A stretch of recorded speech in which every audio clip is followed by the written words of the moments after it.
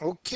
Rebonjour, chers élèves. Ce qu'on va faire aujourd'hui, pour poursuivre, on va faire la masse volumique. On va parler de la masse volumique qui est un nouveau concept. Donc, nous, on a vu la masse ensemble, qui est en grammes ou en kilogrammes, ou le volume, qui était lui calculé en millilitres ou en litres. Maintenant, ce qu'on va faire, c'est qu'on va voir en quoi les deux peuvent être liés pour une même substance. Ça s'appelle la masse volumique. Donc, pour commencer, qu'est-ce qui pèse le plus si je vous disais 1 kg de plomb ou 1 kg de plume? Spontanément, on a tendance à dire, ah ben 1 kg de plume, ça devrait peser moins.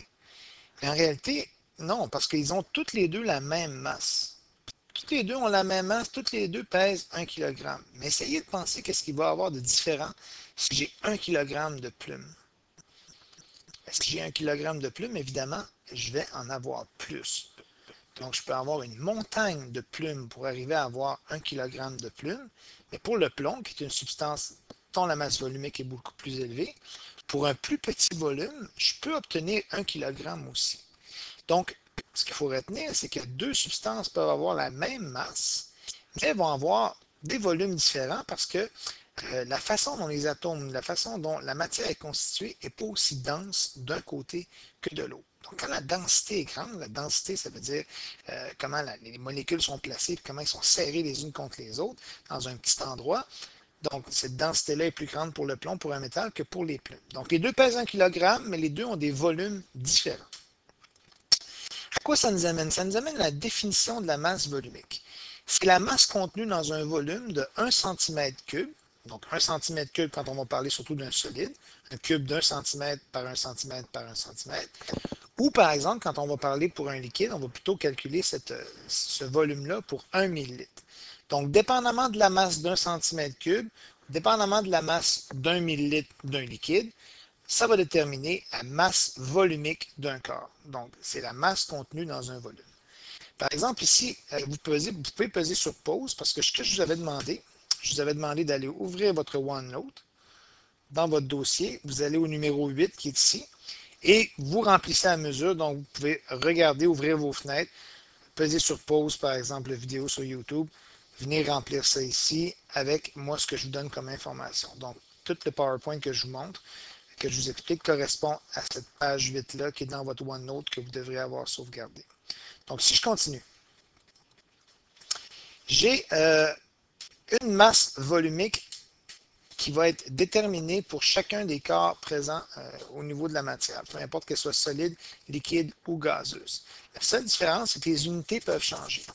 Donc, si je veux, par exemple, la masse d'un centimètre cube de solide, ben, je vais calculer en grammes par centimètre cube.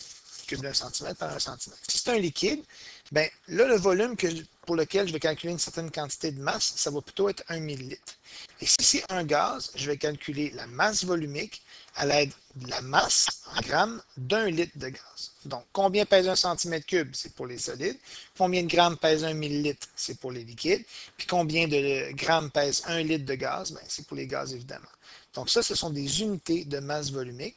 Et on identifie la masse volumique par le symbole ρ, qui est un symbole grec, qui se prononce R, qui s'écrit, pardon, RO, accent circonflexe, RHO, accent circonflexe, mais qui a un petit signe comme ça, un P.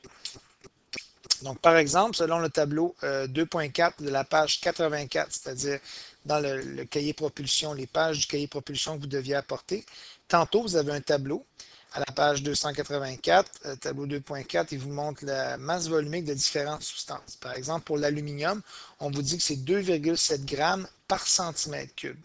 Si c'est 2,7 grammes par centimètre cube, ça veut dire que chaque centimètre cube d'aluminium a une masse de 2,7 grammes.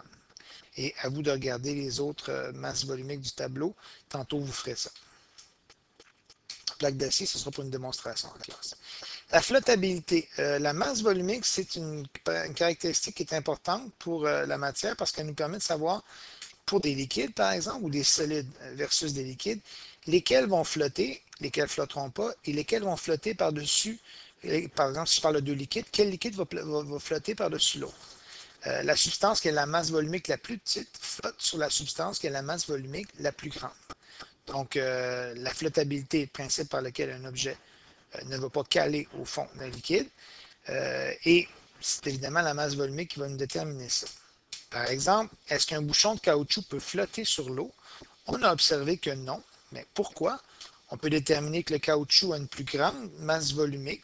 Par exemple, chaque centimètre cube de caoutchouc pèse 1,38 g, alors que l'eau, qui est le liquide dans lequel on essaie de faire flotter le caoutchouc, a une masse volumique de 1 g par millilitre. Donc, puisque le caoutchouc a une masse volumique plus grande que l'eau, ben, le caoutchouc ne flottera pas dans l'eau. Donc,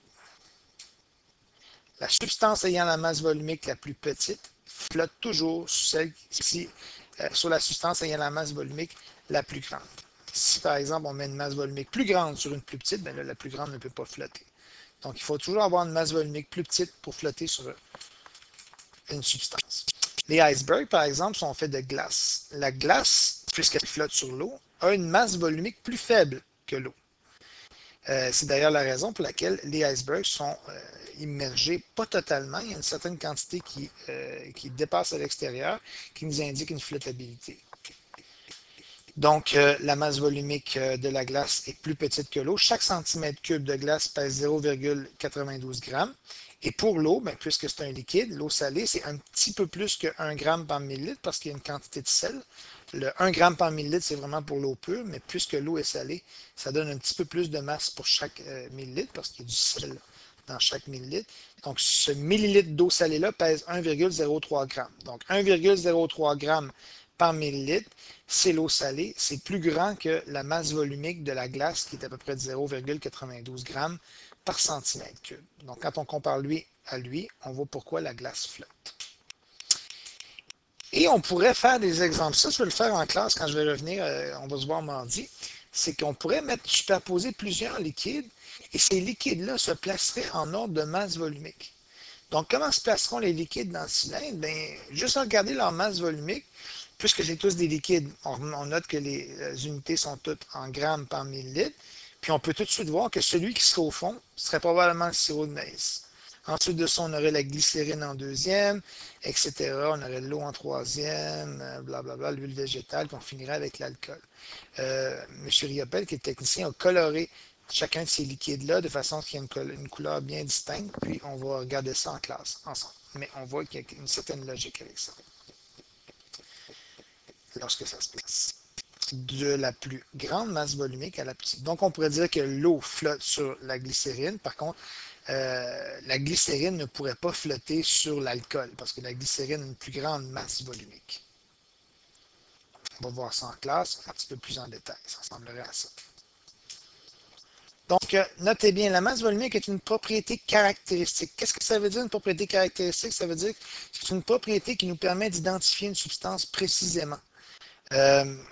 Par exemple, la grandeur n'est pas, ou la grosseur d'un objet, la masse d'un objet n'est pas une propriété caractéristique. Je peux dire qu'une balle de golf pèse 35 grammes, mais je peux aussi dire qu'une gomme effacée pèse 35 grammes. Donc, les deux, le 35 grammes, la masse, c'est pas une propriété caractéristique. Ça ne me permet pas d'identifier si c'est une balle de golf, si c'est une efface, par exemple.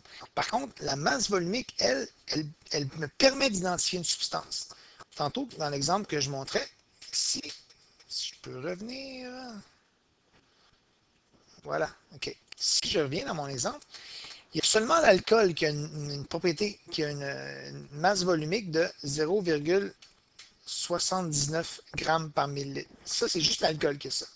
La masse volumique de l'huile végétale, elle est propre à l'huile végétale. Si je faisais des calculs qu'on va voir plus tard dans les prochains cours, pour trouver la masse volumique d'une substance inconnue, par exemple, puis j'arrivais à 1,26 g pour chaque millilitre, si je pesais un liquide inconnu, puis chaque millilitre pèse 1,26 g, mais je saurais que ce liquide-là, c'est la glycérine. Pourquoi? Parce que c'est une propriété caractéristique. Ça me permet d'identifier le corps, indice qui permet de décrire un corps, de l'identifier. Donc voilà. Alors une propriété, par exemple, ce serait de dire bon, l'état de la matière, la couleur, la masse, ça ne nous permet pas de l'identifier. Mais les propriétés caractéristiques, la différence, c'est que la propriété caractéristique d'une substance, ça permet de l'identifier. Alors que juste une propriété, comme par exemple, je disais, la balle de golf, puis l'efface, la masse seule n'est pas capable, on n'est pas capable d'identifier la matière avec ça. Donc, vous voyez la propriété caractéristique comme une empreinte, l'ADN, la température de fusion, tous les métaux, que ce soit du fer, du métal, du nickel, peu importe le métal, chacun des métaux possède sa propre température de fusion. Ils font à une température précise. C'est une propriété caractéristique. Donc, la masse volumique en est une. Voilà, c'est tout pour ça.